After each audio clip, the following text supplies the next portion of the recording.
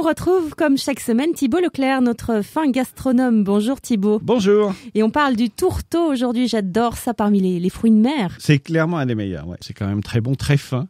On le trouve toute l'année. Alors évidemment, ça vient de l'Atlantique Nord parce que ça fait longtemps qu'il n'y en a plus en Méditerranée, ça fait des dizaines d'années. Sachez que ça peut peser jusqu'à 4 kilos.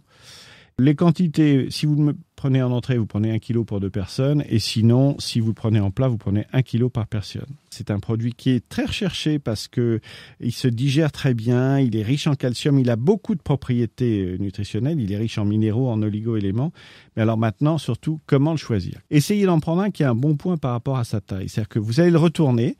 S'il est légèrement marron, ça veut dire qu'il n'a pas mué récemment. Donc là, il sera bien plein. Alors que s'il a mué récemment, la chair est un peu moins bonne parce qu'il a fait beaucoup d'efforts pour muer.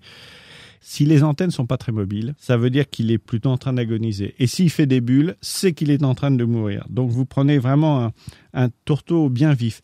Les grands amateurs préfèrent les femelles. Comment on reconnaît femelle ? C'est que vous les retournez, il y a une languette en dessous. Si la languette est large, c'est une femelle, parce que c'est pour porter les œufs. Si elle est plus fine, c'est le mâle.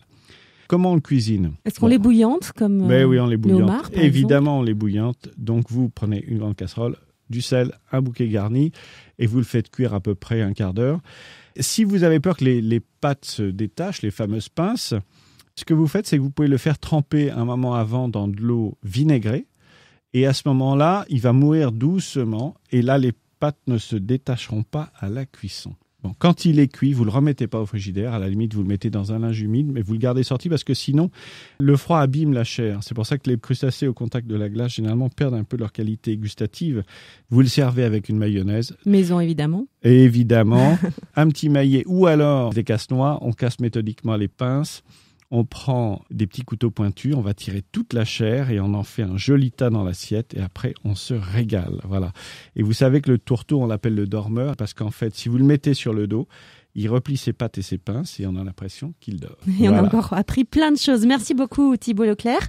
On vous retrouve la semaine prochaine. Et en attendant, pour écouter cette chronique en intégralité, le site à ne pas oublier, c'est www.terroirdechef.com. À la semaine prochaine. À la semaine prochaine.